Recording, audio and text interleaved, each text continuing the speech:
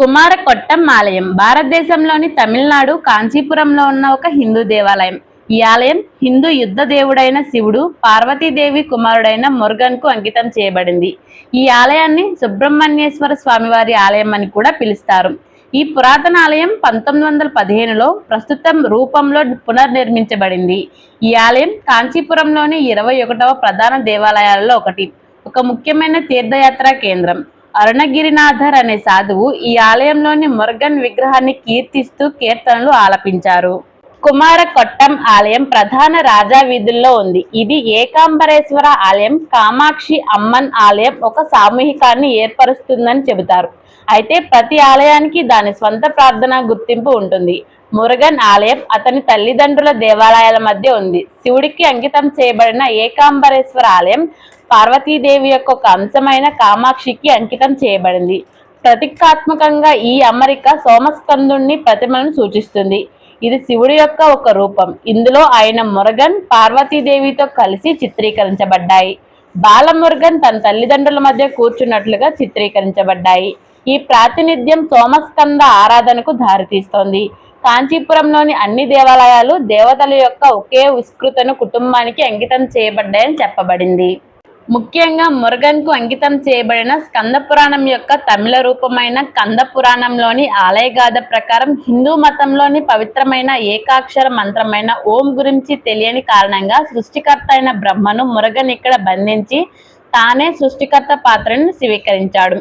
అయితే మురుగన్ తండ్రి శివుడు బ్రహ్మను విడుదల చేయమని అతన్ని ఆజ్ఞాపించాడు. తన తండ్రి ఆజ్ఞను పాటించినందుకు తన తప్పుని గ్రహించిన మురుగన్ ఒక లింగం ముందు తపస్సు చేశాడు. తదనంతరం ఆ లింగం దేవసేనాపతీశ్వర అనే పేరుతో పూజింపబడింది. అంటే అక్షరాల దేవసేనాధిపతి, దేవతలు సేనాధిపతిగా మురుగన్ యొక్క బిరుదు చేత పూజించబడిన ప్రభువు. మరొక కథనం ప్రకారం పశ్చాత్తాపడిన బ్రహ్మ వినయాన్ని నేర్చుకున్న తరువాత మురుగన్ను పూజించగా శివుడు అతన్ని విడుదల చేశాడని చెప్పబడింది. ఈ ఆలయాన్ని 1915లో పునర్నిర్మించారు. ప్రధాన గర్భగుడి పైన ఆలయం శిఖరం ఉంది. ఇది గ్రనైట్తో నిర్మించబడింది. ఇది చక్ర విమానం అని పిలువబడే గోపురం ఆకారంలో ఉంది. ఇది చోళ కాలం నాటి నిర్మాణం. శాసనాలతో కూడిన స్తంభాలు ఆలయ గోడలను అలంకరిస్తాయి. ఈ ఆలయంలో 2 ప్రకారాలు అనేక పరిహార దేవతల కుటుంబాలు దాని చుట్టూ ఉన్న ఉపాలయాలను స్థాపించబడ్డాయి.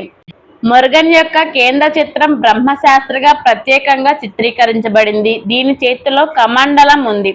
మురుగన్ పూజించే లింగం ఆలయ సముదాయంలో ప్రత్యేకమైన మందిరంలో దేవతగా ఉంటుంది. దీనిని సేనాపతి ఈశ్వర్ అని పిలుస్తారు. కచ్చియప్పర్ ఒక తమిళనాడు పంతులు. కుమారకొట్టం ఆలయంలో పూజారి. ఆయన కందపురాణం అనే గ్రంథాన్ని రచించారు. మందిరం సముదాయంలో కందపురాణం ఆరంక్రేట మండపం, ఈ గ్రంథాన్ని రచించిన బహిరంగ మండపం ఇప్పటికీ ఉంది. నెమళ్లు ఇప్పటికీ ప్రాంగణంలో గుమిగూడుతాయి. మొదటి చరణం యొక్క మొదటి పంక్తిని కచ్చియప్పర్ యొక్క పోషక దేవత మురుగన్ స్వయంగా రాశారని నమ్ముతారు. పగటిపూట పూజారి రాసిన 100 చరణాలను కూడా దేవుడు సరిచేశాడని నమ్ముతారు. కవి తన రచనలను దేవుడి వద్దకు తీసుకువెళ్లి సాధన చేస్తాడు.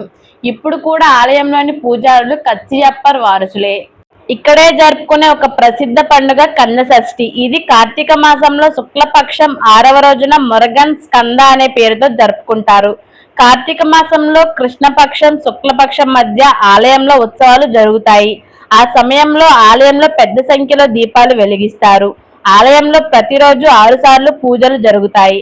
ప్రతి చంద్రమాసంలో హిందూ క్యాలెండర్ ప్రకారం కృతిక నక్షత్రం రోజున ఆలయంలో ఉత్సవం జరుగుతుంది. ఆ సమయంలో పెద్ద సంఖ్యలో భక్తులు దేవతల ప్రార్థనలు చేస్తారు.